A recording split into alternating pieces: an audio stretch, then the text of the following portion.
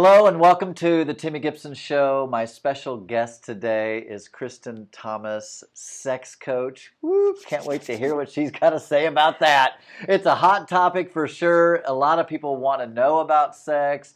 A lot of people, or some people, are even having sex. And so it's truly an honor for me to have you with me and with us today in studio. For the Timmy Gibson Show, and I'm looking forward to really, hearing about what you do and Thank kind of you. your story. So, yeah, I'm welcome. glad to be here. Yeah. So, basics. Where are you from? I say I'm a Missouri girl because I was born and raised in mid-Missouri, moved up to Kansas City, went back to mid-Missouri for college, and then just stayed there for a while. I say that Kansas City had a little bit of growing up to do. Yeah. You know, the 90s saw the downhill turn of Kansas City in the 2000s has seen its resurrection. So I came back in 2010 and to the city I thought I would never come back to. Now I don't think I'll ever leave. That a lot of people don't know. Newer Kansas City people don't know that. I'm from here, and yeah, I remember when Union Station was boarded up, and I remember the big vote for the $350 million renovation, and so Kansas City has really become like quite a great city, but don't tell anybody. Yeah, we're still trying to keep it quiet. We don't want to become like Portland and Austin. We want to keep it, affordable and hip and all that. Yeah. That's probably one of the great things about Kansas City is it is super hip, super cool, but it is affordable. Yes. The cost of living isn't that bad. Yeah, and it's good people. Yeah. There's really good people here. Transplants talk about how great our city is. Just the people are good people, good food, good things to go out and do. Yeah, absolutely. So what got you into or interested in becoming a sex coach? That's just always what everyone wants to know. Is like, okay, first off, what is a sex coach and how and why, all that stuff. So, all that is in that question. So the nutshell of what I do is I say that I help people with their love lives. I'm not a therapist. I'm a coach. Therapy focuses on the past, whereas coaching focuses on the future, which you're familiar with, Why I'm focusing on sex specifically is because I just feel like there is a huge need for people to have better language and context around intimacy and desire. I was inspired a few years ago by a podcaster and then also started diving into Esther Perel. Oh, I love her. I just was hooked and knew this is what I needed to do. Yeah. I once thought I was going to be a marriage and family therapist. My degree is in psychology. Yeah. And then I worked for a weight loss company and found a really rare opportunity to use my degree without having a master's. Yeah. And that's really where I fell in love with the coaching approach and helping people change their lives. So, that's awesome. Yeah. They say that as a fellow life coach, not a sex coach, I send people to you for that. Thank you. But the three big issues within any relationship typically are sex, money, and children. Like those are the three big things. Yeah. And even in my practice and my coaching, sex is an issue.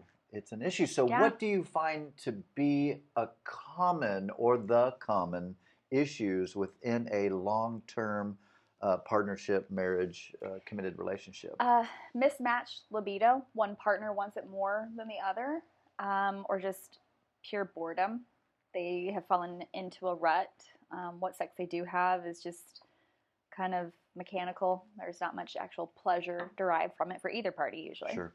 Or one party thinks it's great and the other party's not happy because they just don't have any novelty or new experiences that they've been introducing lately. Yeah. So I'd say those two things. The sexless marriage is the hardest thing to work on. Yeah. Usually it's one party has, especially if it's the female that doesn't want to have sex, maybe there's pain involved. There maybe been some trauma there previously. And maybe they actually need some medical treatment. Sure. When it's low desire on the male part, usually that is a testosterone issue. But once you rule out the medical, then you're left with all the emotional stuff. Yeah. And that's the real nitty-gritty stuff that's harder to fix. Yeah. And a lot of times that's because one party is still hurt or angry over something that's occurred in the relationship, and they just don't want to touch their partner. Sure. They're just like, I'm over you. Yeah. And I think it's hard for people to work through the feel. Like, I don't feel like it, so therefore I don't want to do it. And it's hard to push people through that barrier of, well, it really doesn't matter what you feel. Like what matters is the action of Yeah. it and working through that. So outside of hiring you, which we would want you to do if you have sex issues, but if that's not in the wheelhouse right now, or if that's not in the budget, what are a few things that you would recommend if you're having issues in the bedroom? What would be like, here's the 3 things that you would recommend? Sure. First thing, try to introduce some what we kind of call novelty, which is just newness. It doesn't have to be a toy from Right. Cirillas, but maybe it's dressing up. Maybe it's getting some new lingerie. Maybe it's having sex in a different location. Yeah. Different time of the day, different positions. Like novelty can come from a lot of different places. But you've got to keep introducing new things. Some people have this concept of once you start trying new things, then you have to go more and more extreme to get any satisfaction. And I don't find that to be true. Right. It's not that people need to continue to push boundaries, but people do need to continue to explore their sexuality and see what satisfies them. And those things can evolve over time. Right. I think that there's a really good resource on a website called scarletteen.com, Okay. which is actually a resource more for parents and their kids. But there's this yes, no, maybe list on there. Talking about what you're cool with, what you're not, what you're maybe kind of, I don't know. Like maybe we could talk about You it. could also mark as a fantasy, which I always say is, you've thought about it, but it's not really something that you want to put into play. Whereas the maybe's like, maybe, if these conditions were right. Yeah. And that's a place where couples can really talk and go like, okay, what would turn this maybe into a yes? What would make it a no? Yeah. And those areas are where couples can really have some fun in discovering things about themselves and about each other. But then also do look at the S's, because maybe you'll be like, oh wait, you wanted to do that? I want to do that too. Like, let's totally do that tomorrow. Yeah. So, and there's lots of great books and resources. Like I said, Esther Perel is amazing. Mating in Captivity is a phenomenal book I recommend to all clients. Kind of start there. It seems like what I've noticed in relationships, especially long term, is, and I hear this all the time, is the sex becomes either lame or infrequent or non-existent. And they go from when they were dating or they were engaged, I mean, they were swinging from the chandeliers and they were dancing in the pool. I mean, it was like crazy. And then it levels off and becomes, and it almost becomes foreplay is between a husband and wife or a committed partnership, especially long-term, is, do you want to tonight? Oh, you don't? Okay, fine. Like that's the foreplay. And that's such an amazing foreplay round there, right? Like you want to, okay, no, that's not foreplay. No. That's not trying to turn your partner on. That's not seduction. That's just like, do you want to go out for Chinese tonight? No, I'd rather have pizza. Like that's what that conversation can lead to. The seduction part, what I've noticed in long-term relationships is it's that. It is in the beginning they wore the outfits. They'd wear the cheerleading outfit, or they'd wear the nurse outfit, or they'd wear. Am I letting too much into my private life? Like they like that kind of stuff, or that was a part of the relationship early on. Yeah. Well, then I don't know why. It's almost like I say, what you did to get them, you got to do to keep them. Yes. I teach that. 100%. But that's not how most relationships operate. It's almost like I will chase you. I'll do the flowers and the notes and all the wow, cool dates. And then once we settle down together. And that's a big error. Yeah. That's a big error. Yeah. Yeah. You have to keep doing those things throughout your entire relationship, and those things have to continue to evolve over time. That courting, that constant trying to show your partner how much you care, how much you respect them, how much you listen to them about their likes and their dislikes and their needs, like that has to keep going. Right. Absolutely. So there could be someone watching and they're in a long-term committed relationship and the sex is lame or non-existent or one of those 3 things that we talked about. So, and I realize that there can be different roles within the male and the female and how they interact together. So I want to address both. What would your advice be to a female in a non-existent or bad sex life, and then a male? But let's start with the female. What could a female do if she's uninterested in sex with her partner, and wishes it? The reality is, all couples wish they had great sex and had a great all the time. So even for her, if not she's all. Some people are asexual. But, well, okay, so that is possible. Outside of that, so if that is their scenario, what would your advice be to her to spice it up and get it going again? Sure. Well, usually we can do a cut, right? Yeah. Yeah. Usually one of the first things that I talk to women about when they're just not interested in sex is I ask them about their masturbation habits. Masturbation plans Cheers to masturbation. Masturbation is usually one of my plans that I develop with clients. Generally speaking, it goes hand in hand. When I'm talking to a female client, she's like, I'm just not interested in sex. I'm like, how often do you masturbate? They're like, never. I'm like, fascinating. Okay. So there's a connection there. So you want to go run a marathon, but you haven't been training. So just like exercise, your body, at first you don't like it. It's a habit you're trying to develop. Your body doesn't like it. Your schedule doesn't like it, all those things. But then once you start making that commitment and you're going regularly, you start to crave going to the gym or doing those exercises or doing the training regimen you're on. Right. And then you're just kind of in that pattern. But you've also just developed patterns for your body and for your neurotransmitters.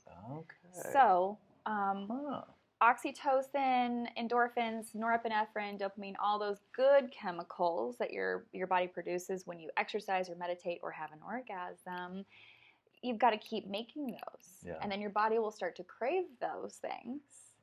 So it's kind of like you've got to build up your levels of those neurotransmitters, and then your body starts going like, okay, I want more of those. I want more of those. Yeah. So all of a sudden, magically, when you're masturbating consistently, you want sex again. It's a magic. Funny how that works. That is, and I'll tell you, there is a connection. At least I've noticed this within myself. The more sex I have, the more you want I it. want. Yeah, it does get like where you're like, I kind of think about it a lot when you have it a lot. Mm-hmm. And so yeah, the inactivity just further. It's like when people struggle with depression, it's they don't go out and they keep everything dark and they stay in. Mm-hmm. Well, that's just further feeding into depression rather than, nope, I'm going to force myself to go out, be around people, which helps kind of bring them out. So it would be the same thing with masturbation. Yep. So then what would you say to a guy in a relationship where it's been lame, whether he's been kind of lame or his partner is uninterested? Mm-hmm. How could he spice it up? Usually on the male side, if they are personally experiencing a low libido, I do recommend that they go get their testosterone checked out. There is a sexual health clinic here in town I usually recommend. This may be a gross generalization, but from my experience working with clients, when it's the female with low libido, it's because she has no personal sex life. Very few men don't masturbate. Okay? Right. But if they're not masturbating, that's when I look at that, and usually it is a chemical thing. It's a low testosterone thing. Yeah. So I usually send them off to go see their doctor or Evernew clinics here in town. But then beyond that, it is also, again, the self-care, the masturbation plan, the how much do you really love yourself and where's your confidence at. Sure. So if it's kind of a, he doesn't want to approach his partner, that's one aspect. If it's his partner's not receptive, then I kind of start looking at, well, what is the bid to your partner look like? What is that process for you to try to get your partner to want to have sex with you? Right. And sometimes it is like, you wanna? Oh, okay, never mind. Right. Yeah. So, teach them how to be more. Yeah. Yeah. So it is going back into like what you did to court your partners, what you got to do again, and how do you add more spontaneity and play into it? Maybe you need to start scheduling sex. So whether this is male or female, or same-sex couples, maybe you need to start scheduling sex. Yeah. And a lot of people throw up objections about that. Yeah. Once you get into it, it's great.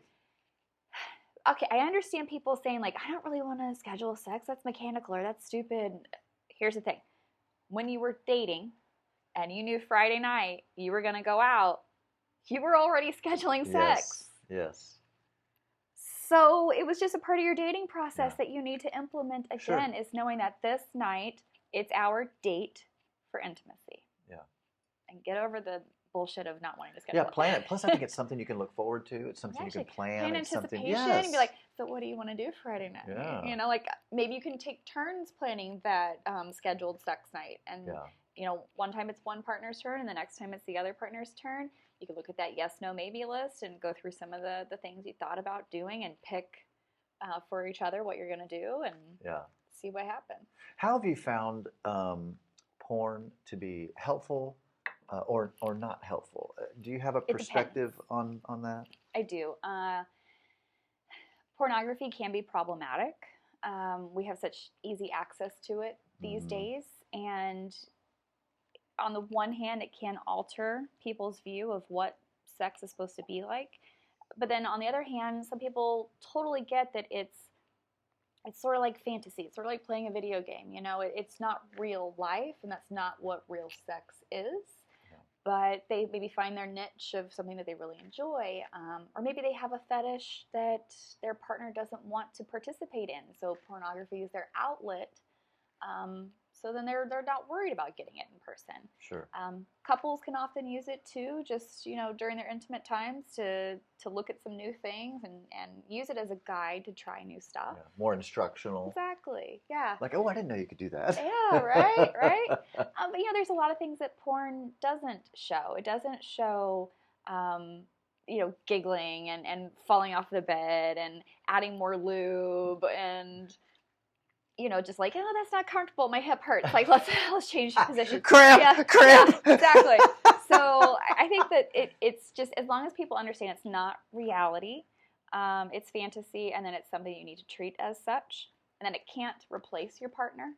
Yeah. It can't replace intimacy in your life, but it can be a really nice outlet for a lot of people if it's used appropriately. And there is porn that you can consume that's, I should say, ethical porn. Sure. Just like you used to be able to go to the store and buy DVDs. I mean, you still can, actually. Sure. You can find content producers online and pay for a monthly subscription, get gated content. So, like, if you want lesbian feminist porn, that exists. Yeah. You got to go looking for it. You can't just go to, like, the free websites and find that kind of stuff. Yeah. But, yeah. So when it comes to when you first go on a date with someone, and I know that there's a lot of different perspectives on this. We live in such an interesting culture where there's the hookup culture, there's the friends with benefits, there's all this stuff. And being a 50-year-old man, a lot of this is so new to me. I was going to say you jumped in at a very interesting time into the dating world. Having been married for 25 years and then now thrust back into the singles world.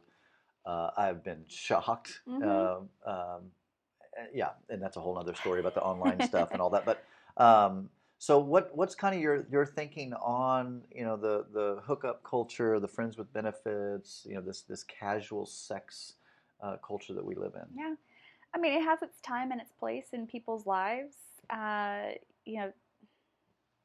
Some people, that's all that they really care about, and that's their prerogative. If that's the lifestyle that they want to lead.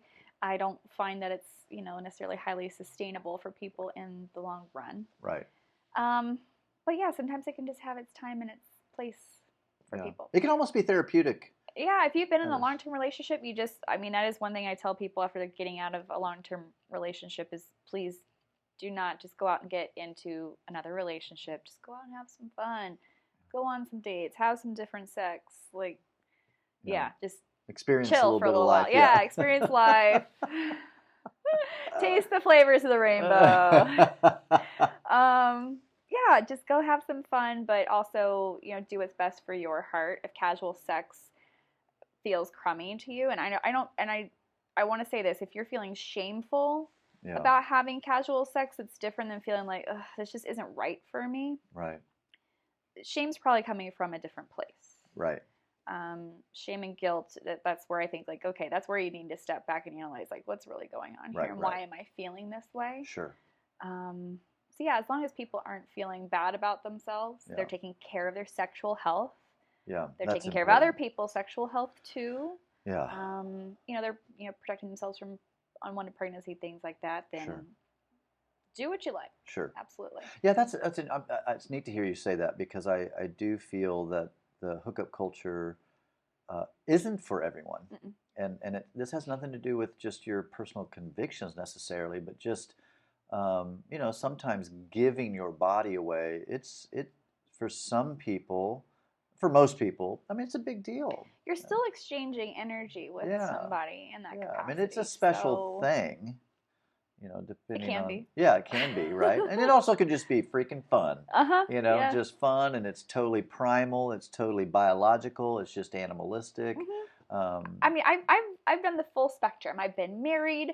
I've had the one night stands, where I knew, okay, I'm gonna take you home, and then we're never gonna talk again. But that's cool. It's all right. That's fine. Yeah. Because I'm okay with being in that space right now. Sure. So. Yeah. All right. So a few things about Kansas City. Okay. I love Kansas City. We're in Kansas City.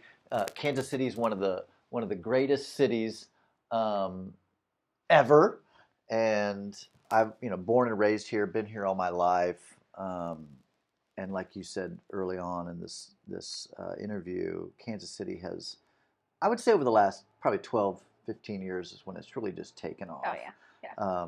And no longer is downtown a ghost town after 5 and things like that. Mm-hmm. So is there any place, whether it's restaurant or a place just to visit or see or anything like that, that is a little hidden treasure for you that maybe not everyone knows about? Oh, that's such a good question. Well, I mean, I do spend a lot of time at the Nelson. I love the Nelson Atkins Museum of Art. I do too. You talked about Union Station earlier. I have a personal fascination with that building because my great-great-grandfather helped build Union Station. Oh, that's cool. So, yeah, little family history there from my great-grandma. Said her father he owned a sawmill, and so all the wood that was used for the scaffolding inside was from his sawmill. Oh, that's cool.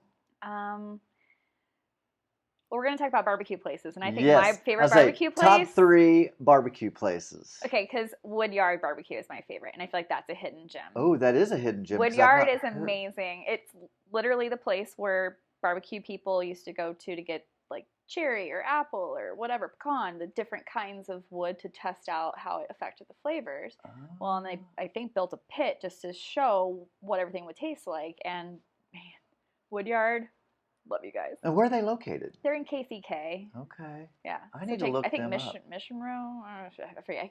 I can get there. Yeah. I can get there. Or I'll to tell people up. You got to look it up. But yeah.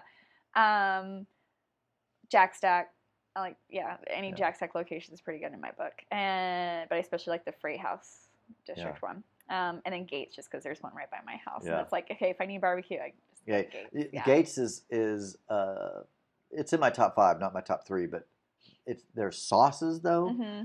The Gates That's what gets barbecue me. I love their sauce. It's their sauce. Yeah. It's oh my goodness. Their ribs. Yeah. Their ribs are good. Are they awesome? Mm-hmm. Yeah. Now I'm on. And again, it's around the corner from my house. So the funny thing about the Gates in Midtown, it's all single people going in. It's most I'll be one of 10 people in line, and I'm the only female. It's all young, 30-ish single dudes just walking up and getting their order and getting their to-go box to go home. So maybe we need to do a singles mixer at Gates. Yes, we do. All right, so we both love coffee. Mm-hmm. A couple of your favorite coffee spots. I love meeting it was Key Coffee, and now it's Thou Mayest in River Market. I'm good friends with the guys at Thou Mayest, and I miss their shop on 18th. Of course, they've moved, but I did too. Now they've bought out, so they've got the one at the Nelson. They've got all that stuff. So no, I know the real story. We'll tell you off camera. Okay. No, it was not the guys at Thou Mayest's fault. But they're doing amazing things now. So yeah, good. Seven Swans Creperie has now opened up a physical location up on the west side. Okay. I love crepes, and they had a food truck, and now they've got a brick and mortar. So, that's good. Where else for breakfast or coffee, I should say? Oh, I do go to Crow's Coffee a lot down in. There's one off 51st and. Yeah, not the one that's by UMKC, but I go to the one that's down 75th Street. Okay. So. Yeah. Yeah, and Mother Earth Coffee. I love Mother Earth Coffee. Oh, goodness. Yeah, you introduced me to that place, and I really liked it. I had that this morning, their coffee was really good, too. Their chai, because I use Hugo chai. It's so good. It's the closest to, chai that I've had in India as I've come in this city. Yeah. So, yeah. So, do you travel much? I do. I have been to 44 states in the U.S. and 26 countries. Okay. I have a full passport and a Wow. yellow card from WHO for all my vaccinations for all the places I had to go. Okay. And yeah. So, in our last few minutes here, so what would you say was one of your favorite memories from traveling outside the States, hmm like a highlight, and then we'll talk about inside Sure. the States. Well, I'll tell you the one that I put on my Hinge profile, my Bumble profile, because it got a lot of people's attention. But um, I got to go to Amsterdam for a day and a half. I was kind of in between two conferences for work. My first conference was in Hanover, Germany. I had to get to Glasgow from Saturday to Tuesday. Yeah. So I had 4 days on my own to just get there. Yeah. So by train, I went to Amsterdam, and That's awesome. I got high as balls because it's Amsterdam. And I hung out with this Russian kid, and we walked around this festival and ate pommes frites, and we walked through the red light district and just... Which is fascinating. Okay, I was disappointed by the red light district. Yeah. All the girls were like dancing around on their poles with their phones in their hands. Oh, fast. I was like, are you Snapchatting? Are you trying to get people to come, like, come pay your services, or like, Yeah. what are you doing? But they were just kind of like messing with their hair and like looking at their phones. I was like, this is not fun. I'm just like watching a Barbie in a box play on her phone. Yeah. So I was a little disappointed in that. But Yeah. the Museum of Sex, I didn't get to go to that. go to that. So what about a memory from or a cool place in the States? New York City is one of my top places ever. I love New York City. I've been like 12 times. Okay. I love New York. Absolutely. Like, do you love it enough to live there, or you just like visiting? I had thought about living there. Really? Yeah. Okay. And once I write my book and get rich and famous, maybe that'll be my second home. I don't know. Yeah. Yeah, I'm not much of a beach person. I like the mountains, but I like cities as well. Yeah. So, but yeah, any place in the mountains in Colorado. Yeah.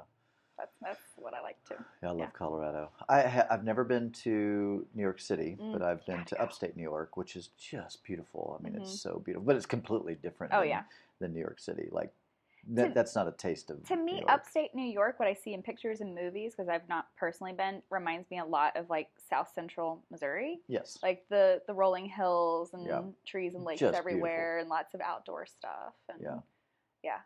I do love our state. I love Missouri because there's so many like state parks. I remember Johnson Shut-ins when I was a kid was one of my favorite places, and there's places to go on float trips and hiking, and there's just so much that you can do outdoors in Missouri. That's part of why I think I'll probably stay here the rest of my life. Yeah. Yeah, me too. I love it. It's a great place to live for sure. Mm-hmm. All right. So, what if people want to get a hold of you, if they want to follow you, connect with you, hire you, how can they do All that? the things. You can find me on my website, which is openthedoorscoaching.com. Facebook, Open the Doors Coaching. Twitter and Instagram are Open the Doors KC. Okay. You can find me on LinkedIn as well, personally, and Open the Doors Coaching. Okay. Awesome.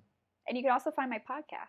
Oh, yes, that's right. Yeah, I was on there. I was going to say, you're going to be my episode probably 56. Okay. Because I'm on 54 right now, so it'll be episode 56. But yeah, it's called Keep Them Coming with Open the Doors Coaching. Okay. All right, and my final question, a book or two that you would recommend or made a huge impact in your life personally. Okay.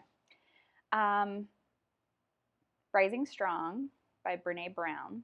She's awesome. Yes, she is. She is awesome. And that one's more about the man in the arena speech. Yeah. Something that I have struggled with as I've built this business was feeling like I had something of value or that I was valid in trying to do this. Like there's plenty of other people out there who are doing what I do and all that. And how do I bring something to the table without being just a parrot, of other people's stuff? And she talks about how it's, the credit is due to the person that's in the arena actually fighting the fight. And if you're not out there fighting the fight that I am, your feedback doesn't matter. That's right. Yeah. So, Well, you even encouraged me just, having gone through a divorce and feeling like, I can't be a relationship coach anymore, or at least, not for a while. And you're like, why not? And I was like, well, you know, and I was trying to give excuses, which you didn't let me do. No, I didn't. I didn't. Not at all. And you even gave me a unique perspective and said, you know, how much more your life experience now can you truly understand? You know, to be married for 25 years and to be divorced or to be single, like that gives you a greater understanding rather than looking at it as a failure, looking at it as, no, I did that. And that's helped me, you know. So I look forward to getting back into that space more now. Good. And so yeah, kudos to you. Well, cheers to you for you know taking that and kind of chewing on it a little bit and realizing like, okay, I do have something to offer. Absolutely. Well, Kristen Thomas, special guest today on the Timmy Gibson Show. Don't forget, reach out to her, like her stuff, follow her, hire her, please recommend her. She's a great resource for all things relationships and especially sex. All right, guys, until next time, peace.